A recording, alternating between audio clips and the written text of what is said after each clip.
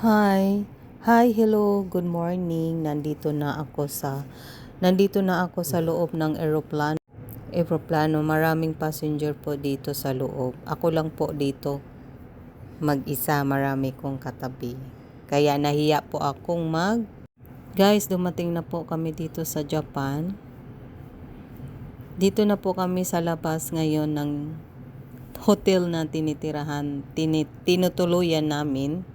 Kaya excited po kami na lumabas dahil may snow.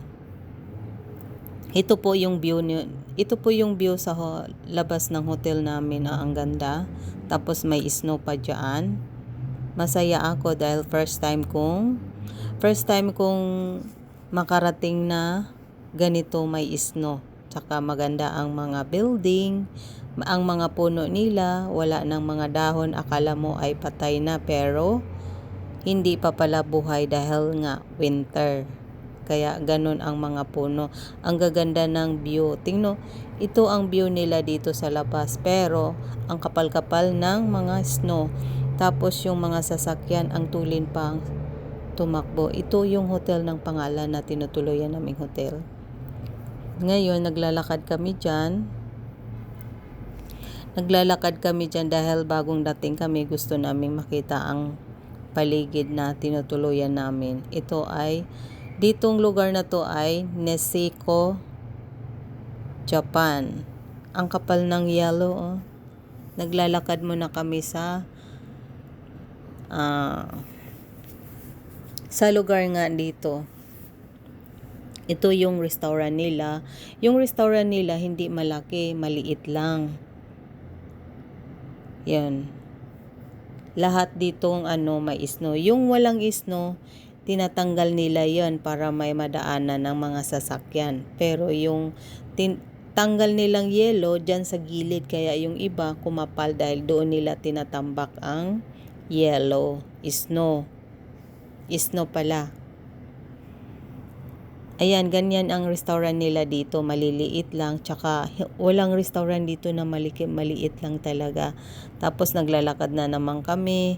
Parang nanibago kami dahil first time nga kaming pumunta na ganito. Or ako, first time kong pumunta ng ganitong lugar na nag-snow. Sabik makita ang snow. Ito na, ang kapal. Nahawakan ko na ang snow. Dati, sa TV ko lang nakita, pero ngayon nakita ko na sa personal yung snow. Ang saya-saya ko talaga. Hindi ko talaga maano talaga na nakarating na ako dito sa Niseko, Japan. Nagpunta man ako ng Japan pero hindi ganito ka snow. Yung winter lang, ganyan, hindi masyadong ang kapal ng sinusuot. Ngayon talaga dubli-dubli at tapos makapal pa.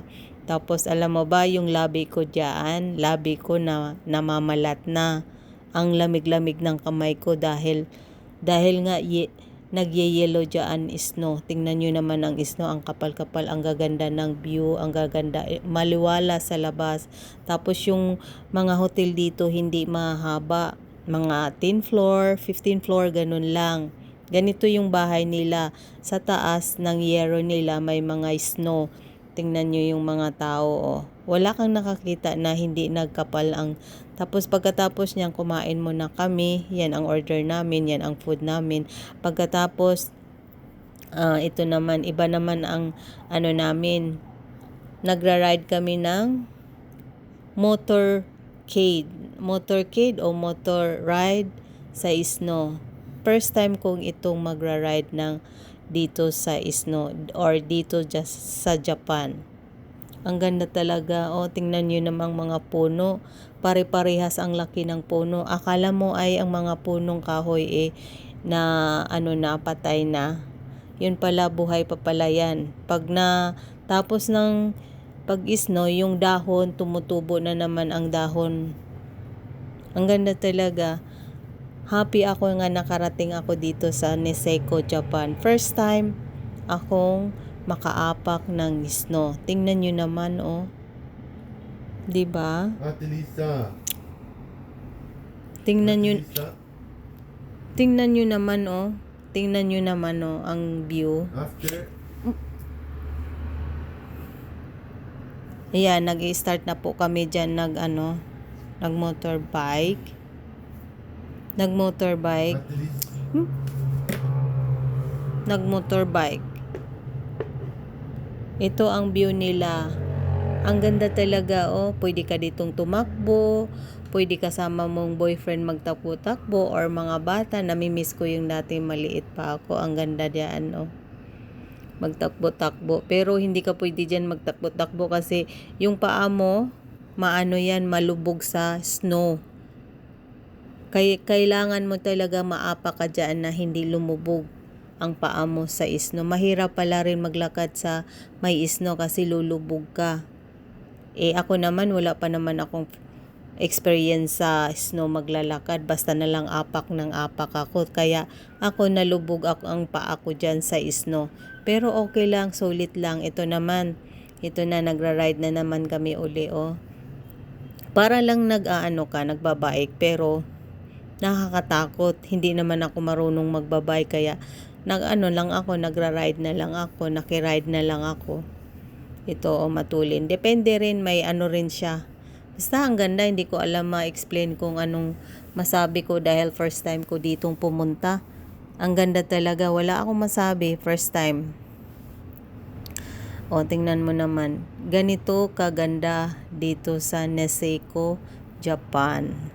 Pagkagaling ka dito sa Pilipinas, dito 2 rides ka. Pagdating mo sa Nikita, Manila to Nikita, pagdating mo, mag-stop over ka na naman papunta sa Niseko. 2 ride kami na airplane bago kami nakarating dito sa Niseko, Japan. Tapos, yun na.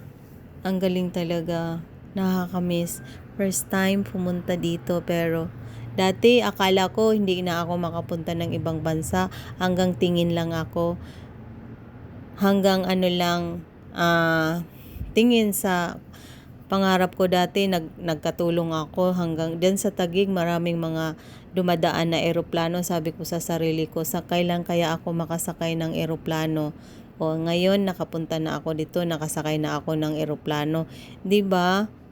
Hindi mo talaga na kahit ganun lang ang trabaho mo, kasambahay, pero nakarating ka pa rin ng ibang bansa. Balik tayo dito.